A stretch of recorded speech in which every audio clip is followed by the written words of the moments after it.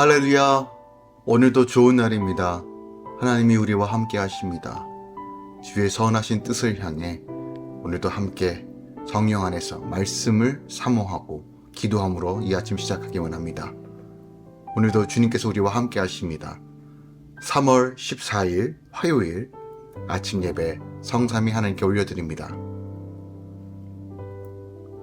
오늘 하나님의 말씀은 마태복음 22장 15절부터 22절까지입니다. 마태복음 22장 15절부터 22절까지입니다. 이에 바리새인들이 가서 어떻게 하면 예수를 말의 올무에 걸리게 할까 상의하고 자기 제자들을 헤롯 당원들과 함께 예수께 보내어 말하되 선생님이여 우리가 아노니 당신은 참되시고 진리로 하나님의 도를 가르치시며 아무도 꺼리는 일이 없으시니 이는 사람을 외모로 보지 아니하심이이다.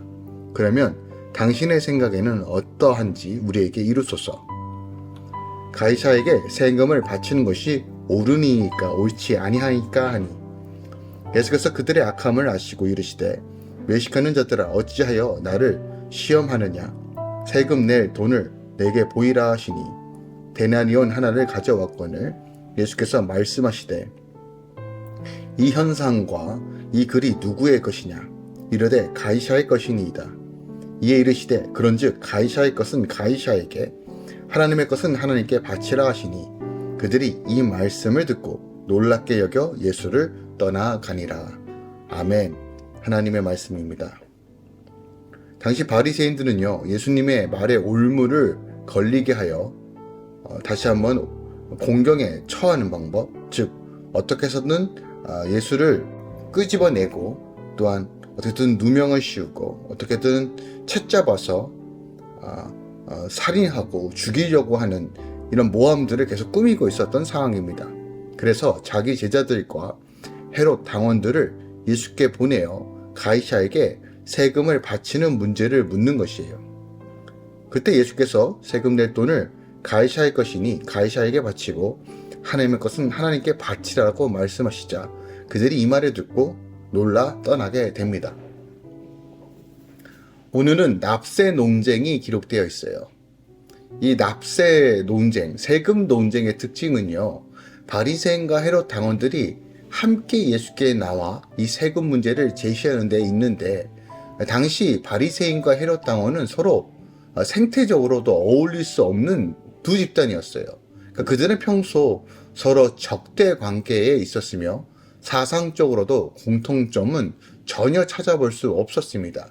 특히 그들은 세금 문제에 있어서는 더욱 첨예한 대립을 보이고 있었어요. 당시 바리새인들은요 종교적인 이유로 납세, 즉 세금을 내는 것을 반대하였던 세력들입니다.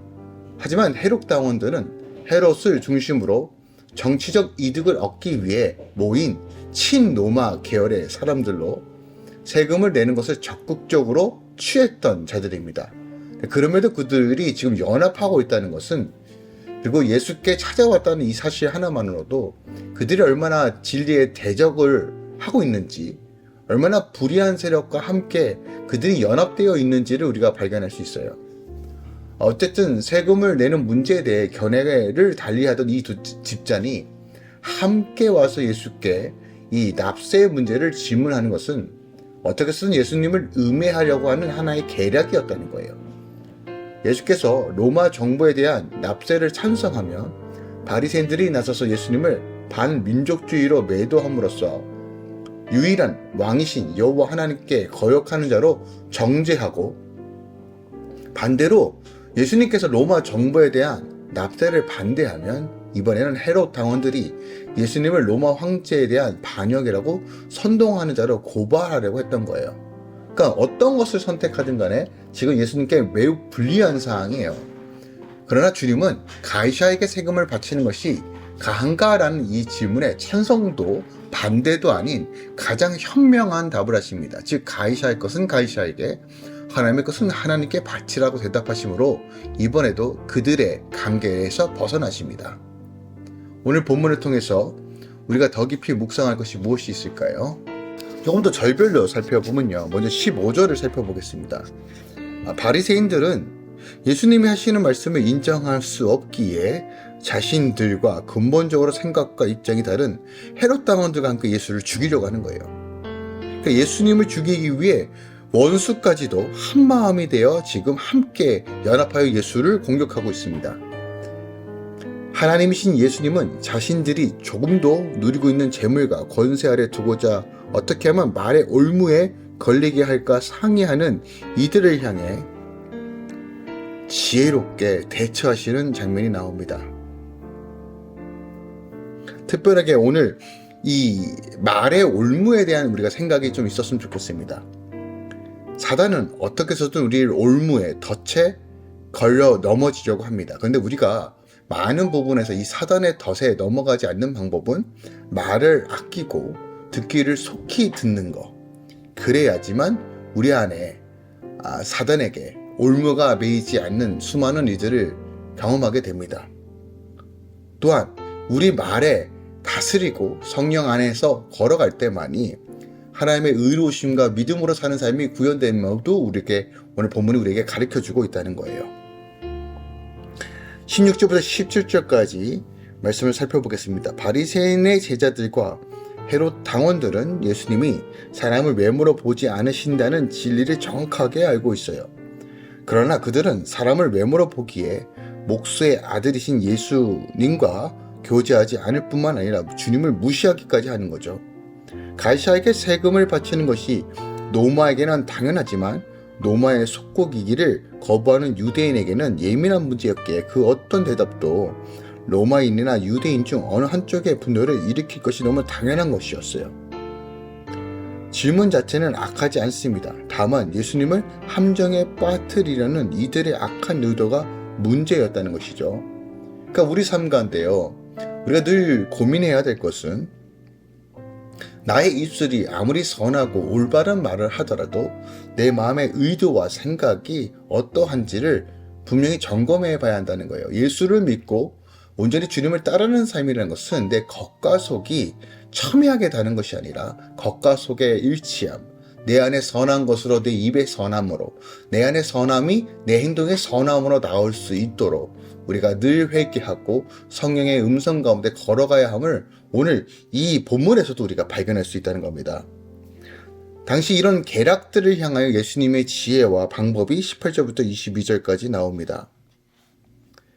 예수님을 책잡으려고 하는 바리새인들과 헤롯 당원들의 제자들의 악함을 분별하시고 그들을 외식하는 자라고 말씀하시죠.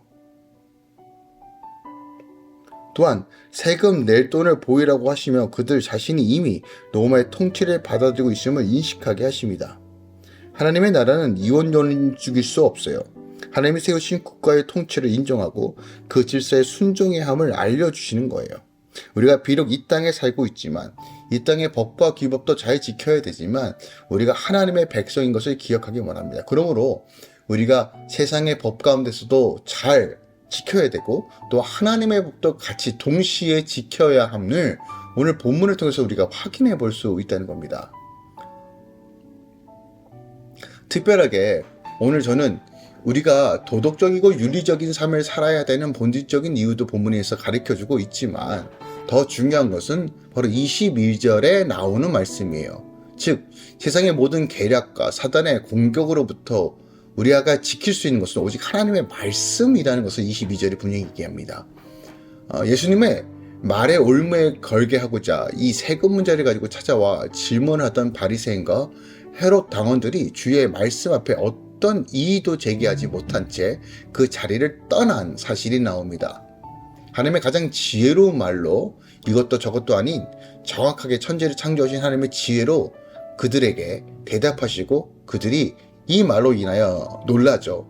그들은 주의 말씀에 놀람을 표시할 뿐만 아니라 감히 한마디도 하지 못합니다. 그만큼 이 예수님의 말씀에는 권위가 있었어요. 그들이 아는 대로 예수님은 나사렛 촌동네 출신입니다. 가난한 목수의 아들이에요. 주님께서는 교육을 받으셨다는 기록이 성경 그 어디에도 없습니다. 그분의 이러한 이력을 알고 있었던 그들로서는 자신들의 질문에 대한 예수님의 지혜로운 답변에 상당히 당황하고 놀랐을 겁니다. 주님의 말씀은 자신들과 신학적으로 반대 입장을 취하는 어떤 이들과의 말과 달랐어요. 주님의 말씀에는 자신들을 압도하는 힘이 들어있다는 것을 그들은 깨달은 거예요. 마태복음 7장 28절에서 29절에 보면 예수께서 이 말씀을 마치심에 무리들이 그 가르침에 놀라니 이는 그 가르치는 것이 권세 있는 자와 같고 저희 서기관들과 같이 아니함이로다 라고 말합니다. 그러니까 예수님께서는 무슨 특별한 것이 있겠는가라고 생각하고 그분의 말을 책잡으려고 기회를 엿보던 사람들의 보이는 반응이 주님의 말에는 권세와 능력이 있다는 거예요. 자, 기억합시다. 하나님의 말씀에는 권세와 능력이 있고 이것을 믿음으로 선포할 때 우리 안에 가장 강력한 무기가 되는 것입니다. 하나님의 말씀은 견고한 진을 파쇄하는 능력이 있습니다. 고린도후서 10장 4절에서 5절입니다. 그러므로 우리가 기도할 때 말씀을 붙잡고 기도하는 것이고 우리가 살아갈 때 말씀을 붙잡고 살아가는 것입니다. 저는 우리 삶 가운데 진정한 부흥의 회복은 어떤 감정과 어떤 은사적인 현상이나 어떤 보여지는 일들이 아니라 본질적인 회복, 즉 말씀으로 돌이키는 회복이 진짜 부흥이고 진짜 회복이고 진짜 하나님의 나라라고 저는 분명하게 말씀드릴 수 있습니다. 어떤 일어나는 현상들, 어떤 예배의 무브먼트, 이것은 결국 말씀의 회복을 위한 하나님의 형상과 같다는 거예요. 그런데 이 현상에만 취하고 우리가 본질적 회복, 즉 죄에서 돌이켜 하나님 앞에 나아가는 삶, 말씀을 붙잡고 말씀대로 살아가는 삶을 행하지 않는다. 이것은 부흥이라고 말할 수 없고 변화라고 말할 수 없고 하나님의 나라라고 말할 수 없는 것이에요. 그만큼 모든 것은 말씀 중심입니다. 그리고 이 말씀을 붙잡고 나가는 삶이 세상에서 이기는 힘이 됩니다. 그러므로 어느 순간에 있었던 이 사단마귀의 공격에서 우리가 자유롭고 참된 평안과 안식을 누리는 삶은 말씀 안에 거하고 말씀을 붙들고 말씀 가운데 행하는 삶을 사는 것입니다. 그러므로 우리의 소망은, 우리의 갈망은 하나님을 아는 것으로부터 시작하셔야 합니다. 오늘 이 아침에 주의 말씀을 붙잡읍시다. 오늘 우리에게 주시는 말씀이 무엇인지 생각하고 되새기며 다시 한번 주의 말씀에 순종하고 주님께서 주신 기쁨과 능력으로 오늘 하루도 승리하시길 예수 그리스도로 축원드리고 부탁드립니다. 기도하겠습니다. 사랑하는 주님 감사드립니다. 하나님의 말씀으로 이 세상을 창조하시고 말씀으로 인도하신 그 하나님, 말씀으로 그 어떤 것들도 대적할 수 없는 권위와 능력이 있음을 오늘 이 본문 말씀을 통해서 다시 한번 우리가 봅니다. 예수님께서 가장 지혜로운 말로써 그 계략으로부터 벗어났던 것처럼 하나님 이 하늘의 지혜와 계시를 우리 안에 허락하소서. 하나님 말씀을 분명히 알 수 있는 지혜를 허락하소서. 복음의 능력으로 분별할 수 있는 은혜를 허락하소서. 타협하지 않고 분명한 하나님의 진리 가운데 우리가 이 세상 가운데 하나님의 나라를 제시할 수 있도록 주여 우리를 붙드시고 할렐루야 교회 가운데 하나님의 풍성함으로 채워주시옵소서. 이제는 우리 주 예수 그리스도의 은혜와 우리 하나님 아버지의 놀랍고 지극하신 사랑과 성령님의 내주교토 충만히 역사하심이 이제부터 영원까지 함께 계시길 축원하노라. 아멘.